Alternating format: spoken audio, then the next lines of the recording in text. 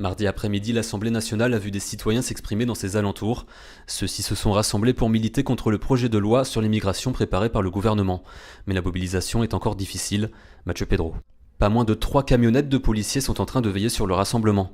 De celui-ci, la voix de Paul-Thierry Valette émane. Il y a une mesure dans cette loi, moi, qui m'interpelle. Le recensement. On va demander à des associations, dès qu'un migrant va franchir les portes de cette association, par un formulaire, de l'indiquer. Moi, ça porte un nom. J'appelle ça de la délation. Paul-Thierry Valette, c'est le président d'Égalité nationale, une association qui se veut citoyenne. Son but aujourd'hui est de dire non au projet de loi Asile-Immigration 2018. Nous cherchons à interpeller les députés, nous cherchons à interpeller le gouvernement, nous cherchons à interpeller les responsables politiques, M. Colombe, et aussi le président de la République, M. Macron. Le lieu est opportun, mais l'organisation ne semble pas optimale. M. Valette ne compte que sur son mouvement pour contester la loi. Aujourd'hui, par exemple, j'aurais pu demander à des syndicats ou à certains partis ou associations de venir. Je ne l'ai pas fait parce que moi, je fais les choses de par moi-même quand elles me tiennent à cœur. Et je n'ai pas envie de non plus rentrer dans le jeu de certaines, entre guillemets, associations. Parce que le problème aussi en France, c'est qu'il y a un problème dans le monde associatif.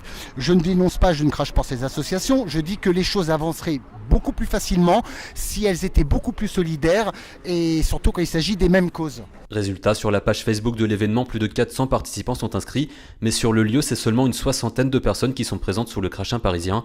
La plupart d'entre elles ont découvert l'événement via les réseaux sociaux, comme Antoine. Oui, par Facebook. Moi, ça fait longtemps que j'attends qu'il y ait un rassemblement justement sur cette question-là. Donc j'étais très content qu'il y en ait un, très déçu qu'il y ait aussi peu de monde. Mais bon, ça viendra, j'espère. Je suis citoyen, j'ai une conscience politique, même si je n'ai jamais adhéré à aucun parti. Mais je pense qu'il faut faire revenir le champ politique dans la population. Et justement, faire revenir le champ politique dans la population, ça risque de prendre du temps.